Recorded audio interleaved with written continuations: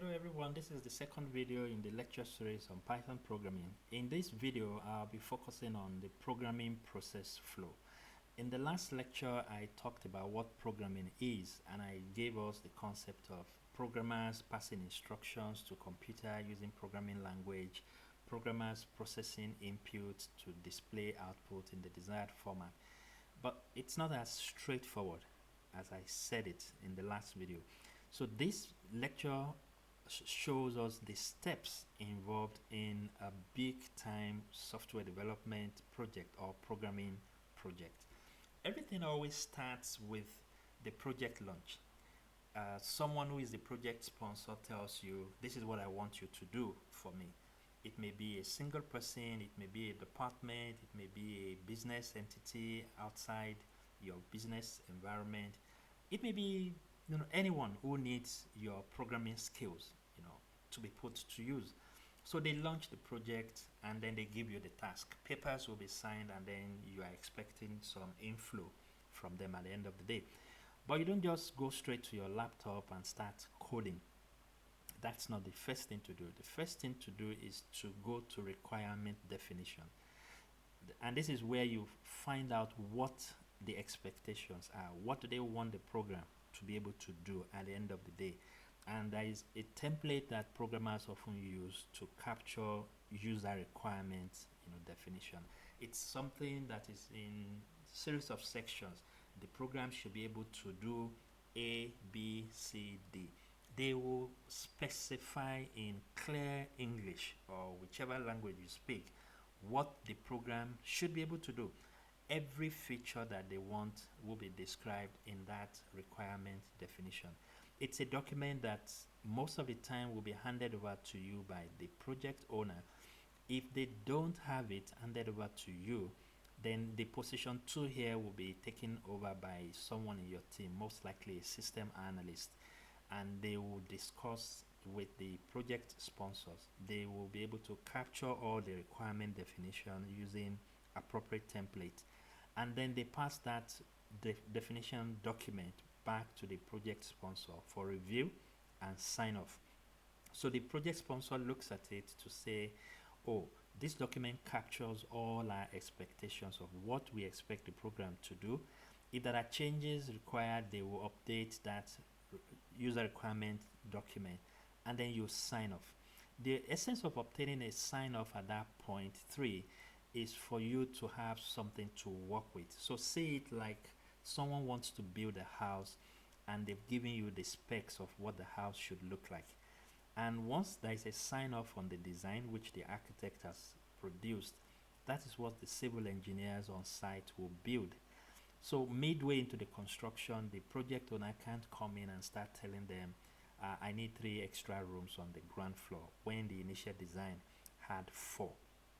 That will require them to demolish the structure, or if they think they can patch the existing structure, they will, but most of the time it weakens the integrity of the whole architectural design. So we will not recommend you go that route. So work with the signed up document. If there is a need for update later, you can always go through the updates. So once you are done with the sign off, your technical team in step 4 will look at the requirements of the project. You decide on what the architecture of the software will be like. There are many architectures out there which are beyond the scope of this conversation. So the technical team will decide on the appropriate architecture to be adopted for the project development, and then tasks will be assigned to different members of the team. The first thing we often do is to produce prototype, which is what you see in step 5, and that is the task of the technical team as well. Prototype will be produced. It's not going to be the full-blown software, but something that mimics most of the features of the application that is required of you. Most times people go from that prototype back to the user requirement definition just to show them an idea of what you've done so far. But if there is no need for you to go back, you just move on to splitting the task across different team members, which is what we call modularization. A single person doesn't take all the tasks from the beginning to the end in a standard environment. Sometimes you may be the only guy doing all of this, depending on how complicated your own reality is.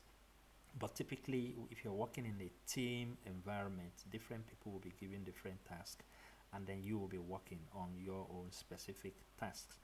So, the environment in which you're working is known as the development environment. Usually, it will be your laptop. Different team members have their laptops that they use to code.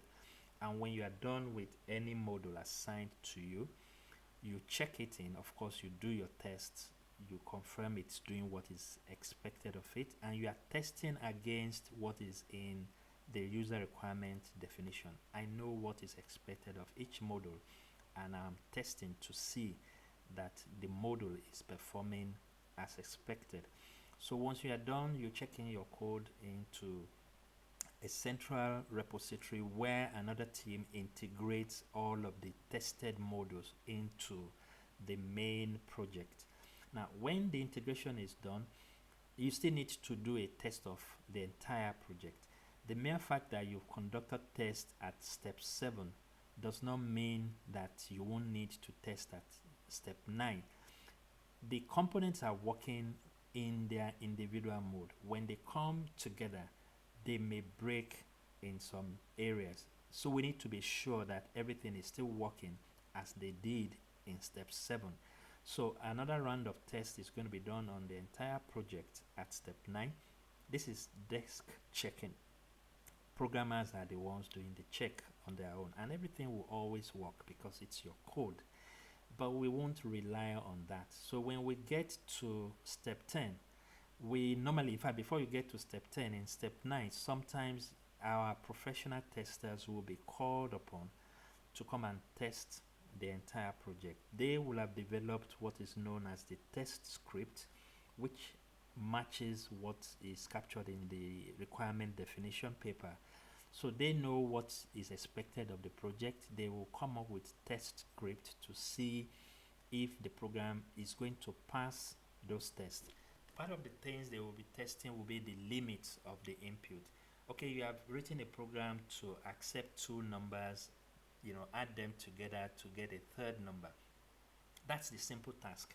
So they would test the input. How does it handle decimal? How does it handle integer? How does it handle zero?